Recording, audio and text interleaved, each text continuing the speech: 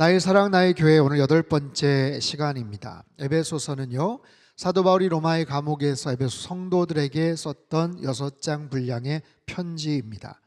바울은 이 편지를 통해서 교회론에 대한 탁월한 신학적 교훈들을 설명을 하죠. 즉 교회란 무엇인가?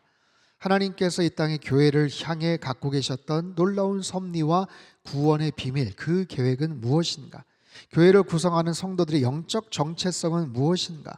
이러한 내용이 전반부 1장에서 3장까지 쭉 기술이 되어 있었어요. 오늘부터 시작되는 후반부 4장서부터는 그렇다면 교회의 성도된 자로서 어떻게 살 것인가? 교회 안에서 또 세상 속에서 일터에서 가정 안에서 우리가 어떻게 살아갈 것인지를 우리에게 가르쳐주는 행동 지침들입니다. 오늘 설교의 제목이 그리스도의 몸을 세우라입니다. 성경 본문에서 차용을 했어요. 그리스도의 몸을 세우라는 것은 즉 교회를 세우라, 그리스도의 아름다운 올바른 교회를 세우라는 그런 의미예요. 어떻게 하면 교회를 잘 세워나갈 수 있을지 우리의 최애 관심이죠.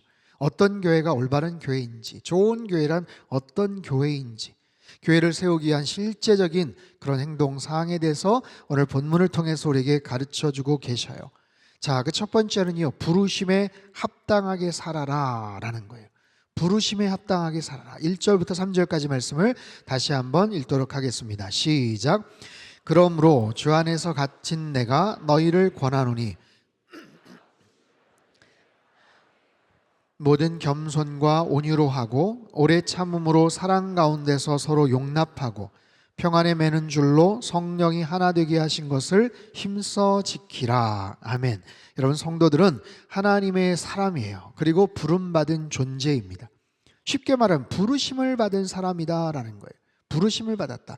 여러분, 두 가지 종류의 부르심이 있어요. 첫 번째는 자녀로서의 부르심이고 두 번째는 제자로서의 부르심입니다. 하나님의 자녀됨의 놀라운 특권과 은혜를 누려요. 그것을 깨닫고 나서는 이제는 제자로서 내가 가진 은사와 재능과 비전을 가지고 주를 위해 섬기는 것, 이 두 번째 부르심입니다. 오스기니스 목사님의 소명이라는 책을 보면 참된 소명이란 1차적인 부르심, 즉 자녀로서의 부르심에 대한 반응, 그 반응으로서 2차적인 부르심, 제자로서의 소명을 성취하는 것이다. 여러분 잘 보세요. 1차적인 부르심이 있어요. 즉 자녀로서의 부르심에 대한 우리의 반응, 그 반응이 뭡니까? 감사함, 그리고 보답함, 응답함, 거기에 대한 리액션으로서 우리가 그 2차적인 부르심, 제자로서의 소명을 성취해 나가는 것이다 라고 설명을 해요.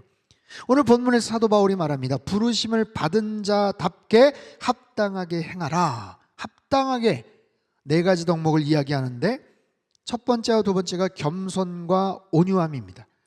겸손함, 온유함, 이것은 상대방에 거스리지 않도록 나의 실력, 나의 능력, 나의 마음과 태도를 절제하라라는 거예요. 하나님이 주신 소명, 부르심을 따라서 각자가 잘하는 재능이 있고 탁월한 실력이 있습니다. 그런데 겸손과 온유함이라는 것은 기본적으로 나에게 어떤 능력, 파워가 있음을 전제하죠. 이 모든 것을 자세를 낮추고 부드러운 태도를 가지고 관계들을 맺고 행동하고 살아가라. 세 번째, 네 번째는 오래 참음과 용납함입니다. 오래 참음과 용납함은 앞에서 얘기한 겸손과 온유함과 약간 반대되는 개념이에요. 즉 다른 사람이 겸손하지 못하고 다른 사람이 온유하지 못하게 나에게 행동할 때 오래 참고 용납하고 용서해 주는 것. 다른 사람이 겸손하지 않을 수 있어요. 온유하지 않을 수 있어요. 거기에 대해서 말이나 행동에 상처를 받을 수도 있죠. 그럴 때마다 공격하고 같이 맞서는 것이 아니라 오래 참고 용납해 주는 것. 그렇게 함으로 인해서 평안에 매는 줄로 하나 되게 하신 것을 힘써 지켜라. 평안에 매는 줄로 하나 되게 하신 것, 이미 성령님께서 하나 되게 하셨어요. 예수 그리스도의 십자가 사건으로 인해서 하나 될 수 있는 은총을 허락해 주셨죠. 성소와 지성소를 가로막고 있는 휘장이 찢어졌습니다. 하나님과 우리 사이에, 이방인과 유대 사이에 막힌 담을 허물어 주셨어요. 이것은 십자가의 능력, 보혈의 능력을 통해서 만들어 주신 하나됨이에요. 여러분, 우리가 결코 하나됨을 만들 수 없습니다. 어떻게 만들어요?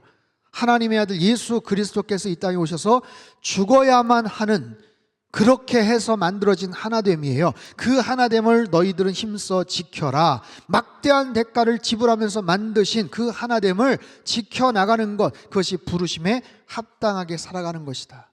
온유함과 겸손함으로, 오래 참음과 용납함을 통해서 그 하나됨을 힘써서 지켜나가는 것, 이것이 그리스도의 몸을 세워나가는 구체적인 방법이다라고 말씀을 하세요. 두 번째는 영적 통일성을 지키라 라는 거예요.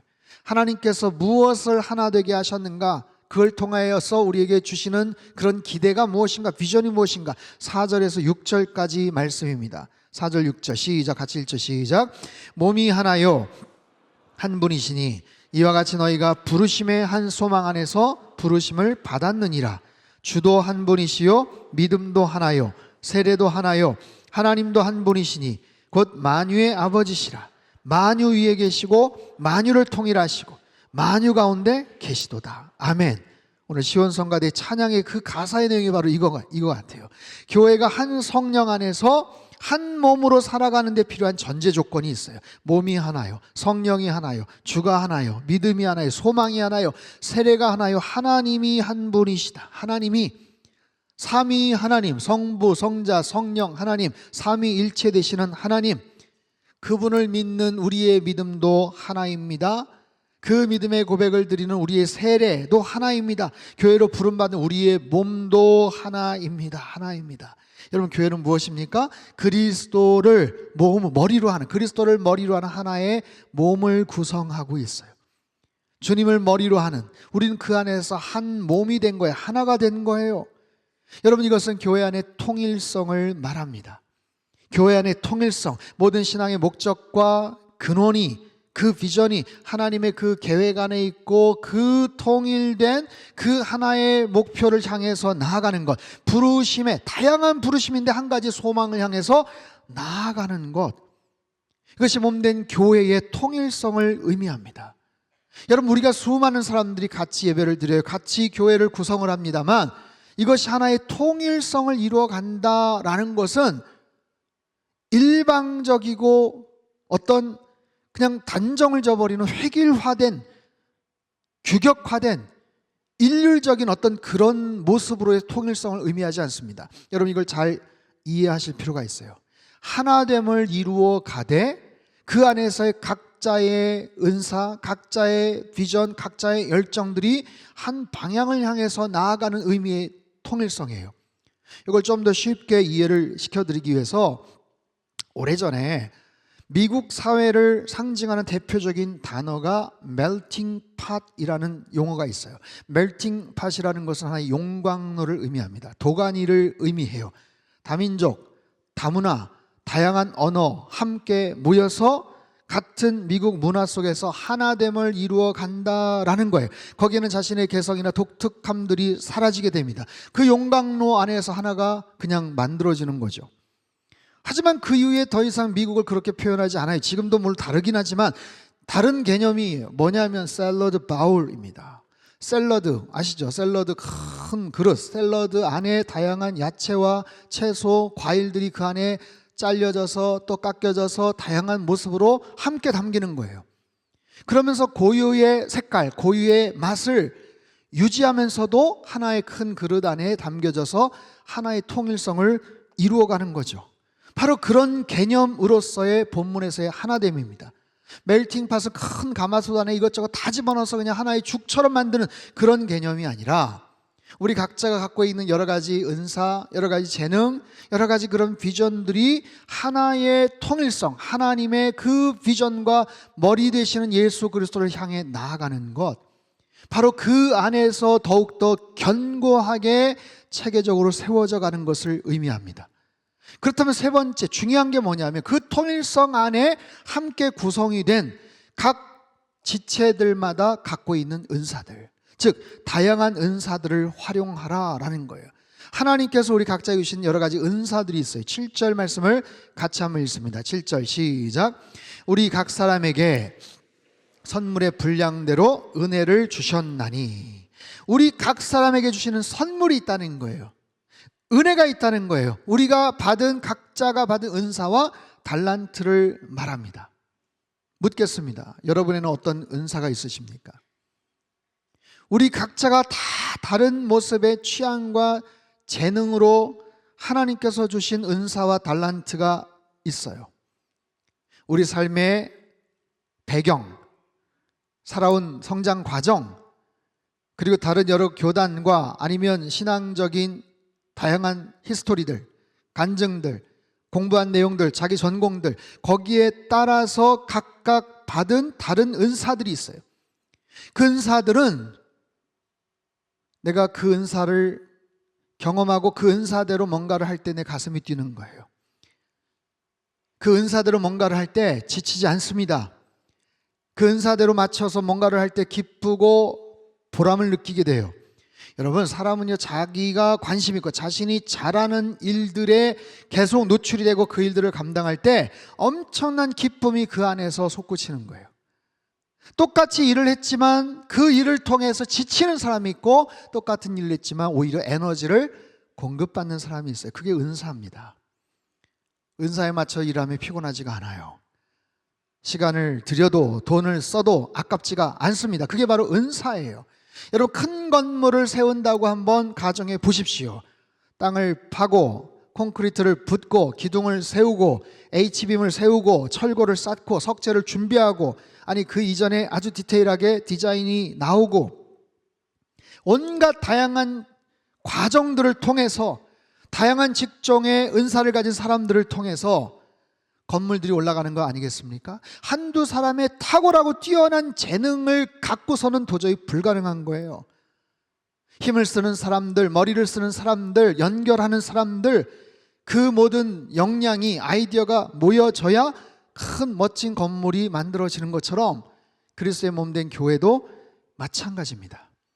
그 속에서 우리 안에 있는 다양한 은사들이 노출이 되어야 되고 다양한 모습으로 쓰여져야 된다라는 거예요. 오늘 보면 11절 12절 말씀 우리 같이 한번 읽죠. 시작.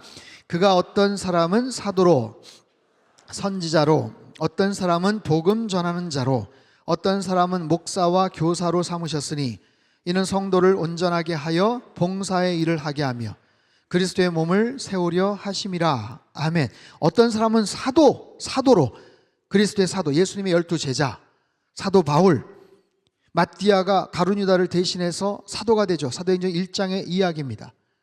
하지만 사도행전 16장 4절 이후에 이 직함은 사라져요. 어떤 사람은 선지자로, 미래를 예견하거나 하나님 말씀을 직접적으로 전했던 사람, 아주 한정된 특이한 그런 직분과 역할이었죠.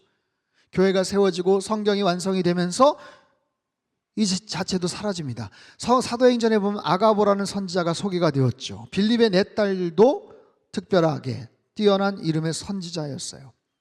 어떤 사람은 복음 전도자로, 이들의 임무는 사도와 함께 여러 지역을 순회하면서 전도를 하고 복음을 전하고 성경을 가르치는, 오늘날로 말하면 선교사님들과 같은 그런 역할입니다. 또한 어떤 사람은 목사와 교사로 말씀을 가르치고 말씀으로 목회적인 사역을 감당하며 목양을 하는 사람들. 자, 오늘날 교회에서는 사도들과 선지자들은 더 이상 존재하지 않습니다.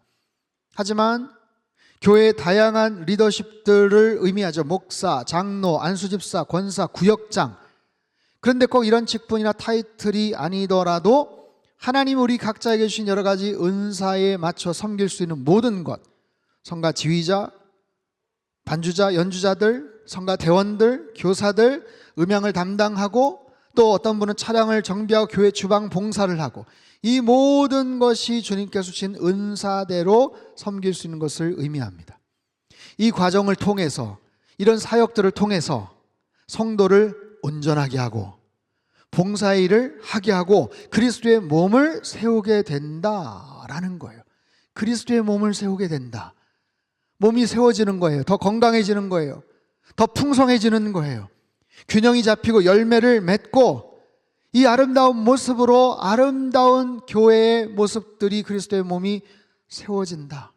그 결과에 대해서 그 다음 구절에서 이렇게 표현을 합니다. 13절부터 15절 우리 천천히 한번 읽어보죠. 시작. 우리가 다 하나님의 아들을 믿는 것과 아는 일에 하나가 되어 온전한 사람을 이루어 그리스도의 장성한 분량이 충만한 데까지 이르리니 이는 우리가 이제부터 어린아이가 되지 아니하여 사람의 속임수와 간사한 유혹에 빠져 교훈의 풍조에 밀려 요동하지 않게 하려 함이라. 오직 사랑 안에서 참된 것을 하여 범사에 그에게까지 자랄지라. 그는 머리니 곧 그리스도라. 아멘.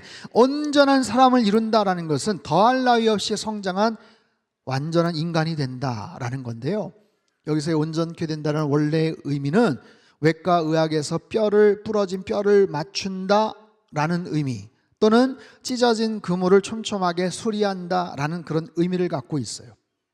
또한 믿는 것과 아는 것에 하나가 된다. 여러분, 우리의 믿음은요, 아는 것에 근거합니다. 더 많은 것을 알아갈 때 우리의 믿음이 더 깊어질 수 있어요. 그리고 그 믿음이 깊어짐으로 말미암아 더 많은 것들이 보이게 됩니다. 깨닫게 됩니다. 믿는 것과 아는 것이 일치되어서 더 성장하게 되는 거죠. 성숙하게 되는 거죠. 그러면서 믿음의 어른이 되어가는 거예요. 그러다 보면 본문에서 말한 것처럼 이제부터 어린아이가 되지 않으며 영적으로 성장해 가는 거예요. 성숙해지는 거예요. 어린아이가 되지 않기 때문에 더 이상 사람의 속임수와 간사한 유혹에 빠지지 않게 된다는 거예요. 그러다 보면 더더욱 견고하고 건강하고 흔들림 없는 그런 모습으로 자라게 되고 성장하게 된다. 그렇게 성도 한 사람 한 사람이 성장하고 그렇게 성숙해지면 그 교회가 더욱더 성숙한 교회, 균형 잡힌 건강한 교회가 된다라는 거죠. 여러분, 지난주 설교 제목 기억하십니까? 성장하고 있습니까? 성장하고 있습니까? 여러분, 성장하는 거 오늘 본문과 연결이 돼요. 어떻게 하면 우리가 성장할 수 있을까? 어떻게 하면 우리가 교회 그리스도의 몸을 세우고 교회를 더욱더 견고하게 세워나갈 수 있을까? 오늘의 이 교훈을 잘 기억하십시오. 부르심에 합당하게 사는 것. 하나님 나를 부르심에 합당하게 온유함과 겸손함으로, 그리고 오래 참음과 용납함으로 살아가는 거예요.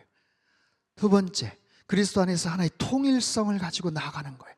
한 믿음 안에서 살아가는 거예요. 다른 이단, 사이비, 여러 잡다한 이상한 이야기들이 그 안에 들어가지 않게끔 명확한 믿음의 고백 토대하에서 통일성을 갖추고 살아가는 거예요. 그리고 각자의 은사의 그 다양성을 펼쳐나가는 거예요. 여러분, 우리 안에 주신 그 은사들이 표현이 되어야 됩니다. 그래야 그리스도의 몸이 건강해지고 1차적으로 우리가 더 건강해져요. 여러분, 한 분 한 분이 더 성장하고 성숙하고 건강한 크리스찬이 되기 위해서는요, 반드시 여러분 안에 있는 은사가 표현이 돼야 돼요. 쓰여져야 됩니다. 내 안에 어떤 은사가 있는데 나는 평생 그냥 조용하게 예배만 드린다. 여러분, 그런 모습으로 더 건강한 모습들을 만들어갈 수 없어요.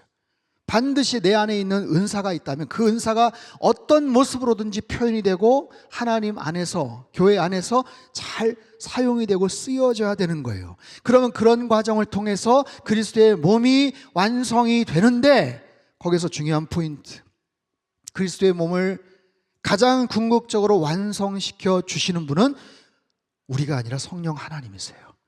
자, 16절 말씀, 굉장히 중요한 말씀인데 천천히 한번 같이 읽겠습니다. 시작.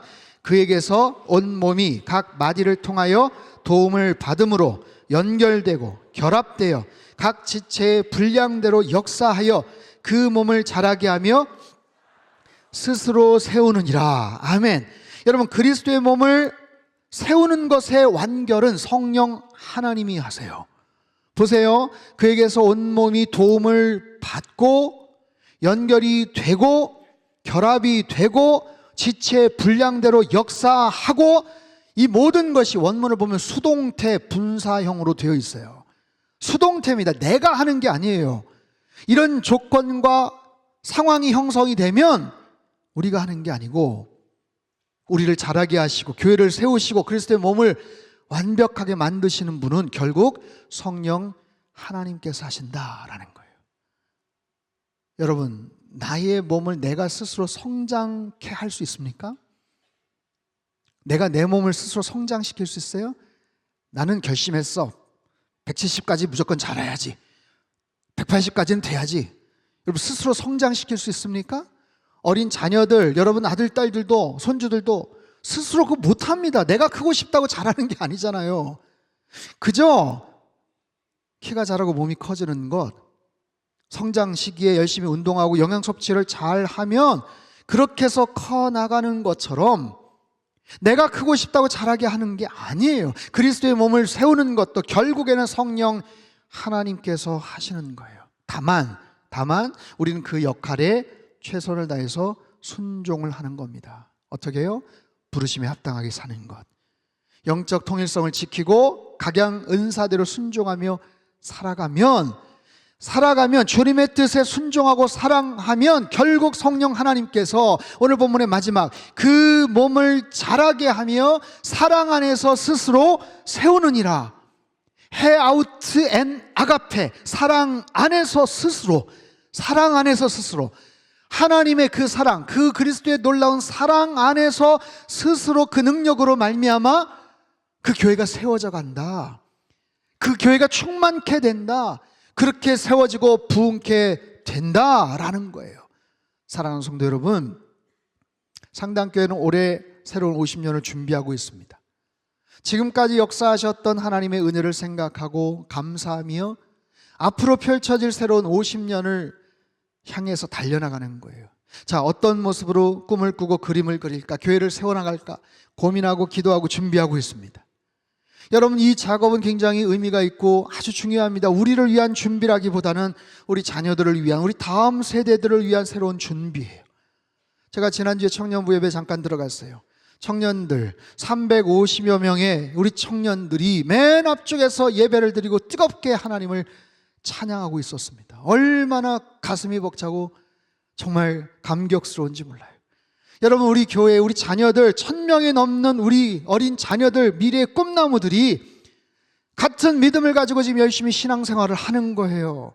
여러분, 예전에는 우리 어린아이들 바글바글 했었어요. 10년 전, 20년 전, 30년 전에 골목마다, 교회마다 애들 바글바글 했습니다. 하지만 지금은 어떻습니까? 서울시 한복판에서도 초등학교가 문을 닫는 실정이에요. 그런 시대입니다. 앞으로 아이들 떠들고 울고 웃고 하는 소리를 교회 안에서 들을 수 없는 그런 시대가 와요. 아니, 20년 30년 후에 우리 교회는 존재하지 못할 것 같아, 이런 비관적인 전망을 하는 교회들이 얼마나 많은지 모릅니다. 이런 험난한 세태 속에서 미래를 꿈꾸고 향후 50년 이후에도 든든하게 세워져 있을 그리스도의 몸된 교회를 세워나가는 것이 얼마나 소중한 일인지 몰라요. 하지만 결코 쉽지 않습니다. 그러려면 어떻게 해야 돼요? 그냥 바램만 하면 안 돼요. 그랬으면 좋겠다고 해서 안 돼요. 구체적인 실행이 있어야 됩니다. 즉, 우리의 관심, 우리의 열정, 구체적인 재정, 그리고 프로그램들, 일꾼들, 교회 안의 모든 사역의 모든 부분들이 거기에 걸맞게 세팅되어 있어야 돼요. 최근에 여러 기독교 언론사들, 기독교 방송국, 또 신학교 기관, 교단, 교파를 초월해서 우리 상당교회를 대단히 크게 주목하고 있어요. 그리스도의 몸을 잘 세워나가는 것은 지역에 있는 한 교회, 우리 교회만을 위한 일이 아닙니다. 우리 이웃 교회를 위한 일이고 지역사회를 위한 일이고 더 나아가서 한국 교회와 세계 선교를 위한 귀한 일이에요. 그래서 우리는 더더욱 잘 성장해야 되고 좋은 열매를 맺어야 됩니다. 나의 사랑, 나의 교회. 나의 사랑, 나의 교회. 여러분, 주님 안에서 그런 멋지고 아름다운 그런 상당교회, 선교적 교회가 될 수 있게 되기를 주님의 이름으로 축복합니다. 그리스도의 몸을 건강하게 세워갈 수 있도록 여러분 각자 부르심에 합당한 자로 살아가시고 영적 통일성 안에서 각자에게 주신 비전 따라, 은사 따라 여러분 마음껏 주님 앞에 헌신하고 드리실 때 하나님께서 이 시대에 기뻐하시고 정말 건강하고 아름다운 믿음의 공동체가 하나님의 은혜 가운데서 멋지게 만들어 갈 수 있게 되기를 주님의 이름으로 축복합니다.